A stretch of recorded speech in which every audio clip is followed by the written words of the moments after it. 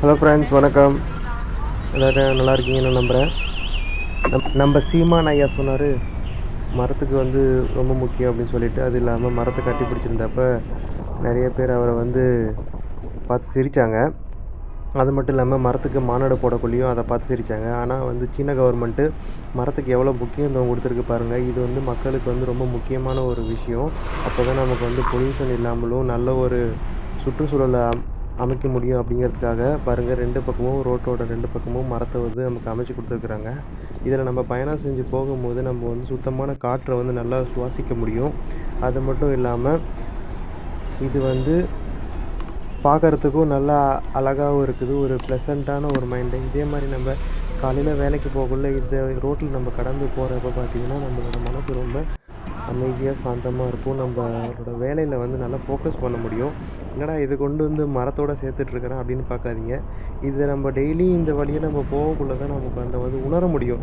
நம்ம டெய்லியும் ஹைவேஸில் போகிறோம், இல்லை சிட்டி டிராஃபிக்லேயே போய் போய் போய் நம்மளோட மைண்டு ஃபுல்லாக அந்த மாதிரி நம்ம செட் ஆகி போயிருக்கோம். பட் ஆனால் இந்த மாதிரி ஒரு இடத்துக்கு நம்ம பயணம் செய்யும் போது நம்மளோட மனசு நமக்கே தெரியாமல் ஒரு ப்ளசண்ட்டை உணர முடியும்.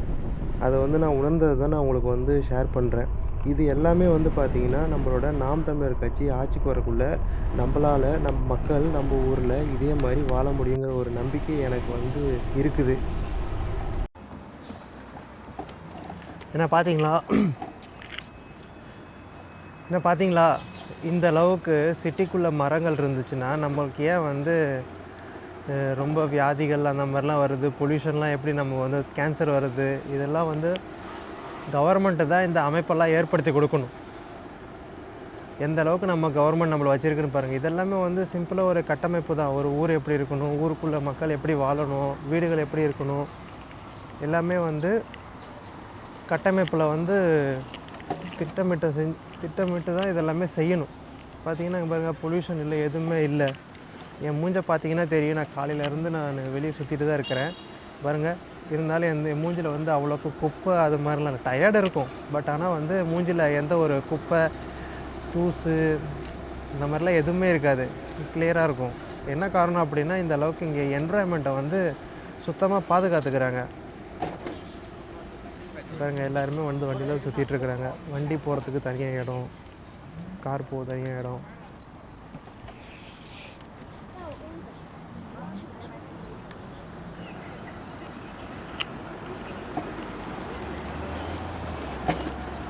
அதனால் மரத்தோட முக்கியத்துவம் நீங்கள் பார்த்துக்கணும். இந்த சிட்டியோட அழகு என்ன தான் நம்ம ரோடு கரெக்டாக வச்சுருக்குறோம், கார் கரெக்டாக இருக்குது, அப்படி இருந்தாலும் இந்த மரத்துக்கு இடையில நம்ம பயணம் செய்யக்குள்ள அவ்வளோ மனதுக்கு திருப்தியாக இருக்குது.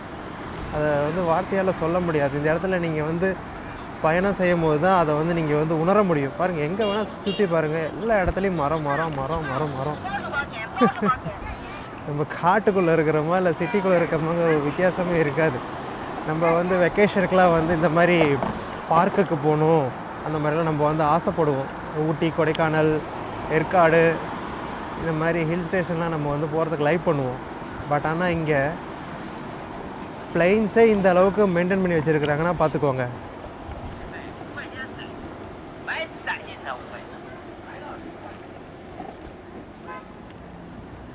வாங்க, இந்த நம்ம போய் பார்க்கலாம். நம்ம சிட்டிக்குள்ளே போகலாம். வண்டி போகிறதுக்கு இல்லையா? சரி, இன்னும் கொஞ்சம் டிராஃபிக்காக இருக்குது. ஏரிக்குள்ளே போகிறோம். இங்கே பாருங்கள், சைடில் மரம். இது ஒரு பார்க்கு தெரியுதா?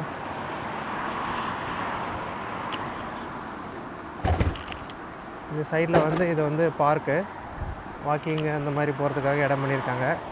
இப்போ நம்ம சிட்டிக்குள்ளே தான் சுற்றிட்டுருக்குறோம். இதே மாதிரி ஒரு சிட்டி நம்ம ஊரில் இருந்துச்சுன்னா எப்படி இருக்கும்? ஏக்கம்தான். நம்ம ஃபேமிலி அங்கே விட்டுட்டு நம்ம இங்கே இருக்கிறோம். பட் ஆனால் நம்ம ஃபேமிலி இதே மாதிரி ஒரு என்விரான்மெண்ட்டில் இருந்துச்சுன்னா நமக்கு எப்படி இருக்கும்? ஃபேமிலி மட்டும் இல்லாமல் நண்பர்கள் எல்லாருமே, மொத்தத்துக்கும் தான் நான் பேசுகிறேன். பாருங்கள், எங்கேயாச்சும் இவ்வளோ தூரம் நம்ம ட்ராவல் பண்ணி வந்திருக்குமே, எங்கேயாவது அந்த ஒரு டிராஃபிக் ஜாமு, ஒரு ஒரு ஆர்ப்பாட்டமான ஒரு சுச்சுவேஷன் அந்த மாதிரிலாம் ஏதாவது இருக்குதா பாருங்கள். அவங்கவுங்க வேலையை பார்த்துக்கிட்டு அவங்கவுங்க டைமிங்கில் கரெக்டாக போயிட்டே இருக்கிறாங்க. நம்ம ஊராக இருந்தால் ஆரனை கீ கீ கா கா எல்லாம் இருக்கும். இருங்க, நான் இப்போ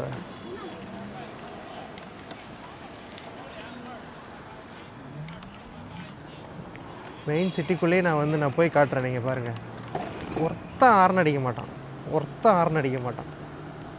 ஏன்னா பிரிச்சுட்டாங்க. அந்தாண்ட வந்து காருங்க மட்டும் போகிறதுக்கு, இந்தாண்ட வந்து கரெக்டாக வண்டிங்க டூ வீலர் மட்டும்தான் போகிறதுக்கு. இங்கே டூ வீலர்னு பார்த்தீங்கன்னா எல்லாமே பைக்கு தான் வச்சுருக்காங்க. மேக்ஸிமம் 98% பைக்கு தான் யூஸ் பண்ணுறாங்க.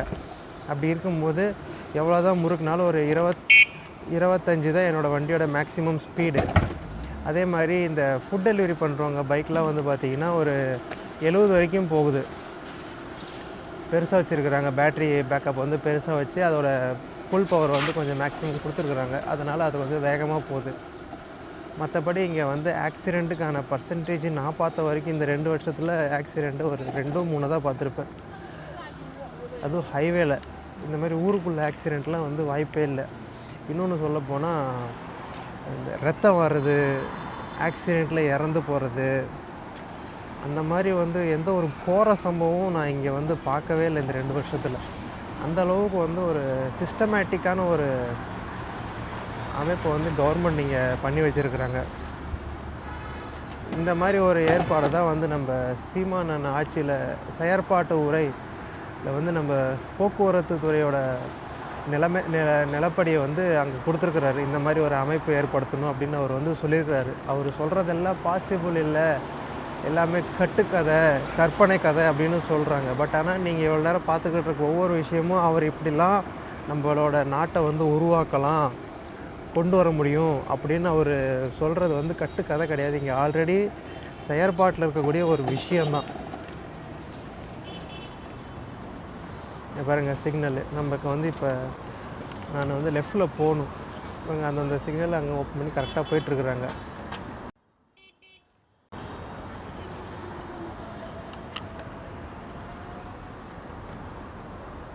டூ வீலர் ஹார்ன் சத்தம் கேட்டுச்சு பார்த்தீங்களா? நடக்கிறப்ப இடிச்சிடக்கூடாதுன்றதுக்காக இந்த பெடஸ்ட்ரெயினில் தான் டூ வீலர் கிராஸ் பண்ணுது. இங்கே இடிச்சிடக்கூடாதுன்றதுக்காக ஒரு ஹார்ன் யூஸ் பண்ணியிருக்காரு.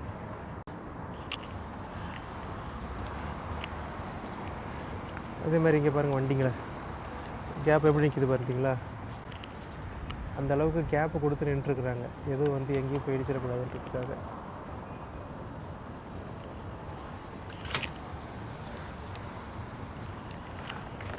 நம்ம ஊரில் வந்துட்டு 1 மீட்டர் இடைவேளை விட்டு வரவும் சொல்லிட்டு நம்ம எல்லா வண்டியிலும் லாரிலாம் எழுதியிருக்கோம். ஆனால் யாரும் ஃபாலோ பண்ணுறதில்ல. இதை வந்து ஃபாலோ பண்ண வைக்கணும் அப்படிங்கிறதுக்காக தான் சீமான் அண்ணனோட 2026 மேனிஃபெஸ்டோவில் வந்து பார்த்திங்கன்னா தன்னலமற்ற உமைகாடு வாயில் டக்குன்னு வரலையே,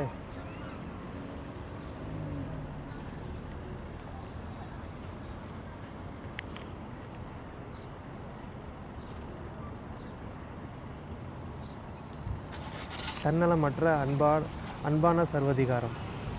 அதுக்கு இதுதான் வந்து ஒரு எடுத்துக்காட்டு. தம்பி இப்படி தான் போகணும், இப்படி தான் பண்ணணும் அப்படிங்கிறதெல்லாம் யாரும் பண்ண முடியாது.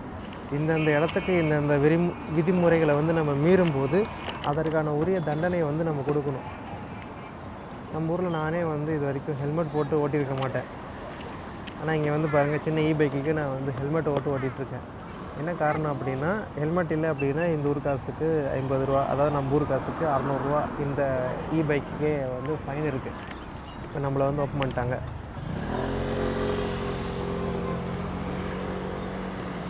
பாருங்க, பின்னாடி தான் வராங்க. பட் ஆனால் நம்ம போக வேண்டிய இடத்துக்கு நம்ம போகிறோம். பாருங்க, அதை கிராஸ் பண்ணி வந்தோடனே நமக்கு வந்து டூ வீலர் போகிறதுக்காக இந்த இடத்துல செப்பரேட்டாக கொடுத்தாச்சு. இப்போ இதில் நம்ம பாட்டுக்கு நம்ம போயிட்டே இருக்கலாம்.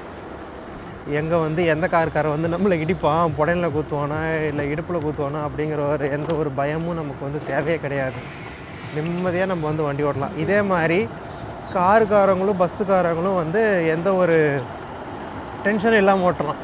ஏதாவது எங்கேயாவது டூ வீலர் வந்துட்டு உள்ளே விட்டுருவானோ, உள்ளே சொருவிடுவானோ, எங்கேயாவது எவனா வந்து குத்திடுவானோ, வண்டியில் வந்து ஸ்க்ராட்ச் போட்டுருவானோ, இந்த மாரி பெரிய விஷயமே இந்த வந்து புதுசாக வண்டி வாங்குறவங்களா இருந்தாலும் சரி, கொஞ்சம் பாருங்கள், நான் டூ வீலர் போகிறதுக்காக இங்கே வந்து கார் வந்து ஒதுக்கி நிற்கிறாரு. அந்தளவுக்கு வந்து நடந்து போகிறவங்களுக்கும் டூ வீலரில் போகிறவங்களுக்கும் ஃபோர் வீலர் வந்து ரெஸ்பெக்ட் கொடுத்து ஆகணும். முன்னுரிமை வந்து நம்ம நடந்து போகிறவங்களுக்கும் டூ வீலருக்கும் இருக்குது. என்ன சொல்லிட்டு இருந்தேன்? காசு காசு காசு வந்து காஸ்ட்லியாக கார் வாங்கு, நம்ம வந்து திருடன் காரை தூக்கிட்டு போயிடுவோம் அப்படிங்கிற ஒரு பதட்ட பயத்தை விட எவனாவது வண்டியில் ஸ்க்ராட்ச் போட்டுருவாங்கிற ஒரு பயம் இருக்குது பார்த்தீங்களா? அச்சோ, அந்த அளவுக்கு வந்து பயமாக இருக்கும். இங்கே பாருங்க, டிராஃபிக்கில் நின்றுட்டுருக்கு காரு. பார்க்க முடிஞ்சதுன்னா நான் காட்டுறேன். இங்கே பாருங்க, கார் எப்படி நிற்கிது பார்த்தீங்களா? ஒவ்வொன்றுக்கும் கிட்டத்தட்ட நடுவில் ஒரு கார் நிற்கலாம், அந்த அளவுக்கு கேப் விட்டு நிற்குது. எதுக்காக? அவன் கரெக்டாக வந்து போய் சேரணும், கரெக்டாக கிளம்பணும் அப்படிங்கிற ஒரு விஷயத்துக்காக தான். இங்கேயே முட்டிக்கிட்டு நின்றுருந்தாங்கன்னா அது வேலையாகாது. பாருங்கள், சிட்டி அவ்வளோ அமைதியாக க்ளீனாக இருக்குது பார்த்தீங்களா? யாராச்சும் கீன்னு அடிச்சுக்கிட்டு எங்கேயாவது கூச்சலிட்டு இருக்கிறாங்களா? நம்ம வந்து அப்படியே கடைசி வரைக்கும் நம்ம டூ வீலருக்கான பாத் வந்து கிளியராக இருக்கும். இந்த மாதிரி ஒரு அமைப்பை தான் வந்து நம்ம சீமானனை கொண்டு வர முடியும் அப்படின்னு பேசிகிட்டு இருக்கிறாரு. இதெல்லாம் வந்து மக்கள் பார்த்து புரிஞ்சிக்கணும். ஒரு ஆள் வந்து வாழ்னு கத்திக்கிட்டு இருக்கிறாரு அப்படின்னா எதுக்காக? நம்மளோட வாழ்க்கைக்காகவும் நம்மளோட எதிர்காலத்துக்காகவும் தான். இந்த மாதிரி ஒரு அமைப்பில் இருக்கும்போது நம்ம பிள்ளைய வந்து வெளியே அனுப்புறதுக்கு நம்ம வந்து பயப்படாமல் இருப்போமா? சொல்லுங்கள். கண்டிப்பாக நம்ம வந்து பயப்பட மாட்டோம். ஏன்னா யாரும் யாரோட அத்துமீறலும் இல்லாமல் பேசவும் முடியாது, தொடவும் முடியாது, எதுவும் பண்ண முடியாது. திருட்டு பயம் அந்த மாதிரி விஷயம்லாம் இங்கே கிடையவே கிடையாது.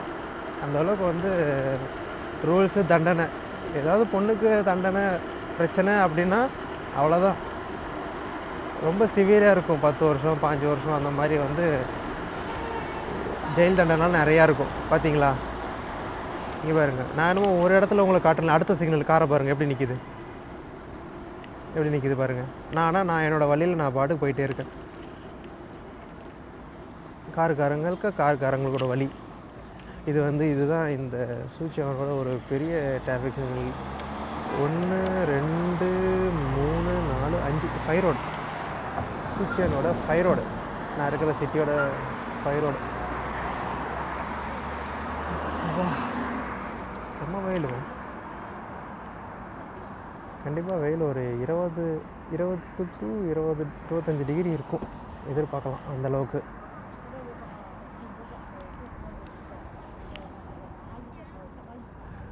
பாருங்கள், காரு போக்குல அந்த கேப் இங்கேருந்து பாருங்கள்.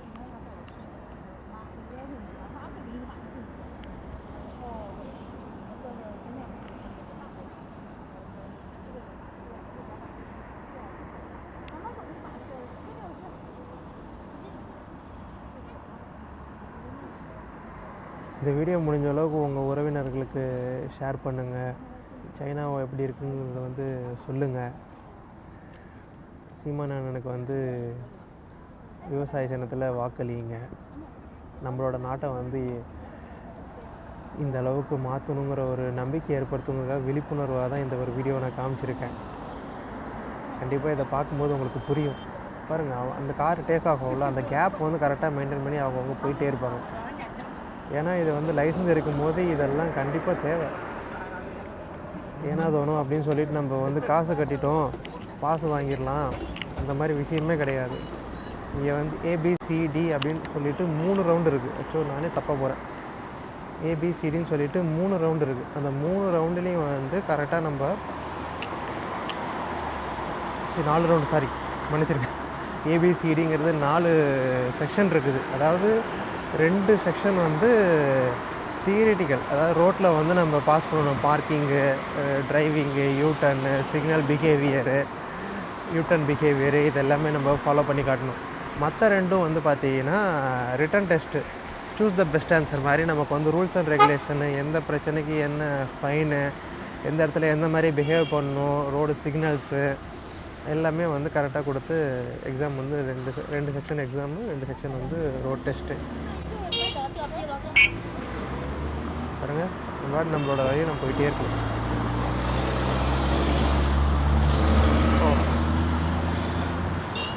ஓகே, இதெல்லாம் பார்த்து புரிஞ்சுக்கோங்க. 4 பேர்த்துக்கு ஷேர் பண்ணுங்கள், விழிப்புணர்வு ஏற்படுத்துங்க. எப்படியாவது இந்த தடவை நம்ம வந்து 2026 நம்மளால் முடிஞ்ச அளவுக்கு வாக்கு சேகரித்து நம்மளோட விவசாய சின்னத்தை வந்து ஜெயிக்க வைங்க. சீமான் என்னென்னா ஆட்சியில் உட்கார வைக்க முயற்சி பண்ணுங்கள். இது ஏதோ என்னால் முடிஞ்ச ஒரு முயற்சி, ஒரு நம்பிக்கை. இந்த ஒரு அமைதியான ஒரு சூழலில் நான் வாழ்கிற மாதிரி என் குடும்பத்தினரும் என் சொந்த பந்தங்களும் என் ரத்தங்களும் அங்கே வந்து இதே மாதிரி நிம்மதியாக வாழணுங்கிறது தான் என்னோடய ஒரு ஆசை, கனவு, ஏக்கம். ஓகே, நான் அடுத்த ஒரு நல்ல வீடியோவில் நான் உங்களை மறுபடியும் மீட் பண்ணுறேன்.